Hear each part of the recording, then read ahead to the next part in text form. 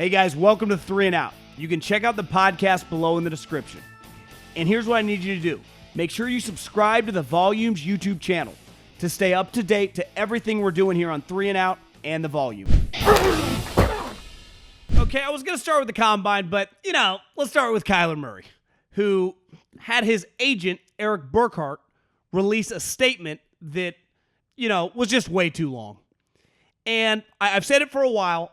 I'm out on Kyler Murray. I've been out on Kyler Murray. This does not change any of that. This just validates what I already thought. This is the reason I'm out on him. Drama queen. Absolute drama queen. Leadership question marks.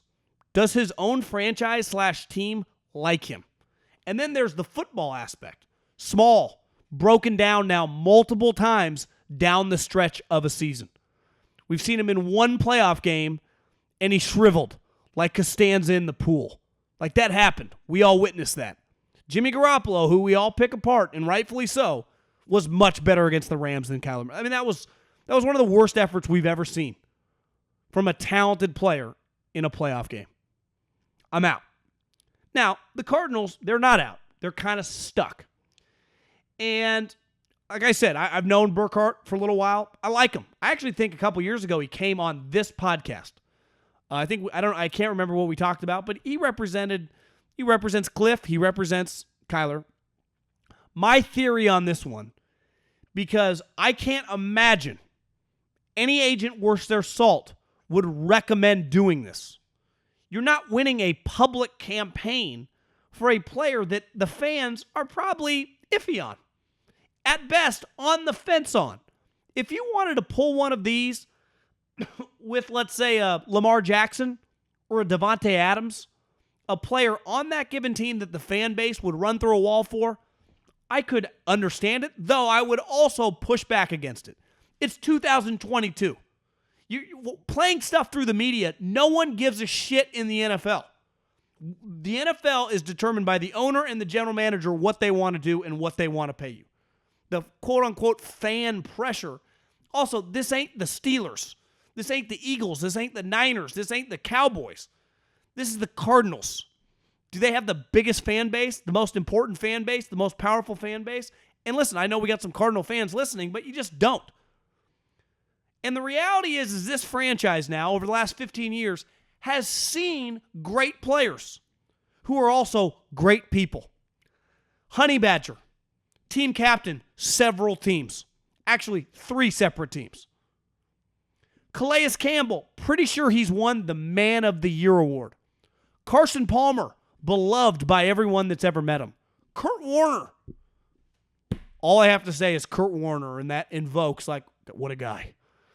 These are Larry Fitzgerald. Larry Fitzgerald.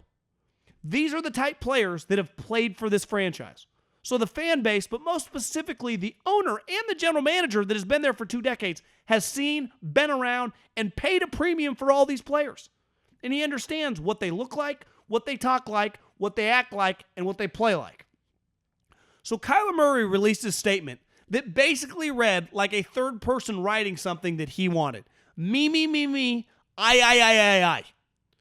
And the first paragraph in the statement is his stats and what he's accomplished. Like, Kyler, we have Wikipedia. We can look up how many touchdowns you've thrown. We understood that you came to a bad team and helped them get good. No one disputes that you're a scrub. No one thinks that you're some average player. But you also, part of the second paragraph was like, I've given them an offer and they have yet to counter. Well, let me roll it back for a second. Lamar Jackson, who was in the same position as Kyler last year, where there's a big difference. They've never had one issue with Lamar Jackson as a person, as a leader, as a guy the team rallies around. 2, Lamar is much more accomplished on the field. MVPs. When you start listing Pro Bowls, Mac Jones was just in the fucking Pro Bowl. The Pro Bowl is irrelevant to me. I don't care how many Pro Bowls you've went to. It doesn't matter anymore. It's been diluted. This isn't the 80s and the 90s when no guys backed out. Josh Allen literally backed out of the Pro Bowl and played golf at Pebble Beach. But I view Kyler's comp as Lamar Jackson. The problem is Lamar also didn't get paid through the third year, and he's a way better and more consistent human being who the team internally loves. I got news for you, Kyler. They don't want to pay you right now. I also got news for you. They ain't going to pay you. If they do, they're morons. And this statement, I don't understand what it brings, what it does, what it impacts. Like, Twitter? What are we doing? But Kyler, who is the ultimate I guy, because ultimately he's a baseball player. Ultimately, it's all about him. He talked about how the team has improved because of him.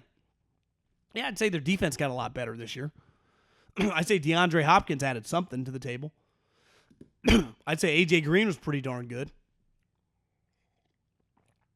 But that's how he thinks.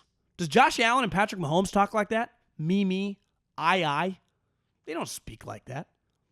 Kyler, to me, feels like he belongs in the NBA or Major League Baseball, not in the NFL playing quarterback. You can play wide receiver with this mindset. Antonio Brown did for years. Had a Hall of Fame level career. Same with Terrell Owens. You can't play quarterback like this. And I would imagine the owner can say whatever he wants. The general manager can say whatever he wants. They got to be like, we're so screwed because we're stuck. Now, we don't need to pay the guy, but ultimately Steve Keim tied his career to two people.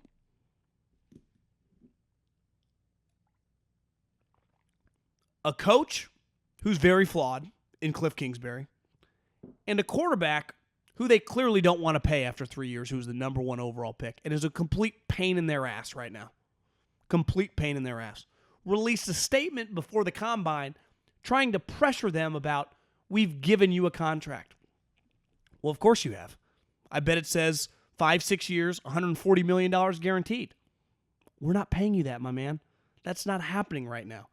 So you can be mad, you can be all hot and bothered, you can be edgy and delete all your Instagram accounts. I don't care. This is a terrible look for Kyler Murray. It just doesn't matter what his contract demands are. It makes zero sense for the Arizona Cardinals to pay him right now.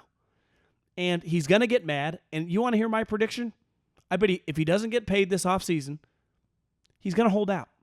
So the drama queen will only go from 0 to 60 and then go from 60 to 90. Because this guy right now is living in his own little world. Thanks for watching 3 and Out. You can check out the podcast below in the description. And make sure you subscribe right now to the Volumes YouTube channel.